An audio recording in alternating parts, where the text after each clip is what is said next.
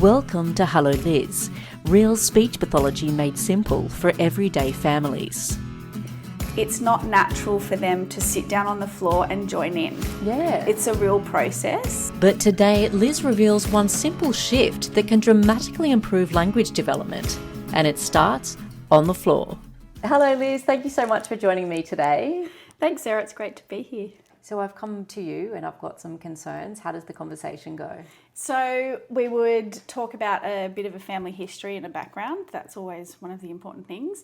And I think mostly my very first session with a family where we're going into the intervention space is about teaching them how to play. Now that's a really simple sentence for me to say. Yeah. And for me, it's like literally my job. And I find playing with kids really easy. And I find adding language to that play really easy because that's my job. But many moons ago... I definitely don't find it comes that naturally to me, which I was kind of surprised. And then I see my mum and my mother-in-law playing with my son, and they just seem so natural at it. Yeah. And then you as well. So yeah, please tell me what I should be doing. It's really interesting, actually, with my elder son Liam. When he was 1.5 to 2, I remember saying to my husband Craig, while I was cooking dinner, you just go and sit down and play cars with him. We had the cars set up and the car mat. And he looked at me and he said, but I don't know how to play. And I was like, what are you talking about? And I really had a light bulb moment. Yeah. And he was like, you do this for a job. You know how to play. He's like, it is not a comfortable, easy thing for me. And I was like, what? Yeah. It was a real light bulb moment. But then I thought, well, this explains why when parents come into my clinic, it's not natural for them to sit down on the floor and join in. Yeah. It's a real process. So the first thing I will be talking to them about is the value of play. Okay. And that means actually getting on the floor with your child. It's not sitting on the chair watching them or sitting on the lounge watching them. It's actually on the floor with them. Now, so kind of eye level is a real benefit? Yeah. The reason for that is because of the eye level. Okay. So when I'm looking at you, let's just say I've got my phone here. Yep. We're both looking at this together. Okay. And I'm labeling it phone. Yep. Okay. That's because we've got the eye contact and we're looking at this together and I'm labeling it. It's called joint attention. It's where the moment of learning can happen. If it's going to happen, it's where the moment of learning can happen. If I'm sitting on the lounge and you're on the floor, you're looking at the horse, but I'm going, oh, phone, but you're looking at something different, there's a disconnect there. Okay. So being on the floor with your child at eye level, that's number one.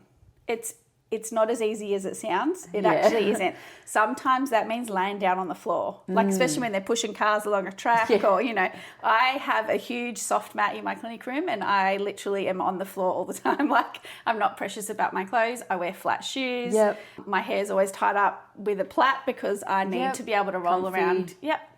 Rolling around on the floor. So that's one. And I kind of say to my parents, I'm not telling you to be on the floor for the rest of your life with your child. Yeah. If we're working on an intervention type situation, it's going to be for moments throughout your day. So you choose some, maybe 10-minute periods where you're going to go, okay, I'm really going to get down here and involve myself. I think that sounds manageable. And then you can walk away and do something, make dinner or whatever and come back to it. Should you look for opportunities where your child is already actively playing with something that they are interested in? Yes. So that's the second thing, okay? As parents, as teachers, as, adults, we like to think, oh, I'm going to get this puzzle out and I'm going to get painting out and I'm going to set this up. But that's adult directed. What we want them to do. Okay. I want them to play with these blocks so we can stack the smallest to the biggest and I can ask him what colours these are and things like that. That's our priority. But for the kid, it's actually whatever they're interested in is what we should be going to. And not interrupting that, but joining in on that. Okay. And so the difficulty here comes when we have young kids that have, their attentions are 3 seconds here, 3 seconds there, which you've just got to follow. So that's, you're on the ground, you're at their eye level, you're following their lead, which is a strategy that's really quite common, and there's a program called the Hannon program. I think it's hannon.org is the website. Absolutely fabulous parent-centered parent training programs, and one of their taglines is following your child's lead. So that means you're literally going, so say we're choosing this 10-minute block of time. I'm on the floor, I'm going from Lego to car to book to nursery rhyme, and we're following them. Sure, okay. So rather than us trying to sit it down and go, no, you've got to stay here and finish reading this book. No, you've got to stay here and finish playing with cars. It's like 2 seconds of cars, one page in the book, and it's a struggle. But that's why, you just give yourself a little limited time of that, and it works out really well. And in saying all of that, when we have those moments of joint attention, when we're down at eye level and I can see what you're looking at and what your world is interested in, that's the moment where I can add the language. Right. That's the moment of the learning of the language in that, okay? So you're pushing along a little tiny blue car and I'm saying car, push, car. I'm adding that language and commenting about what it is that they're doing at the time. Not what I'm doing.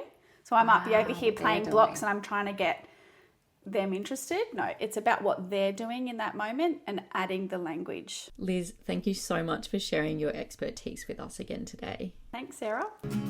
Next, we get into what actually changes language, and it's not what most parents expect. We're talking play.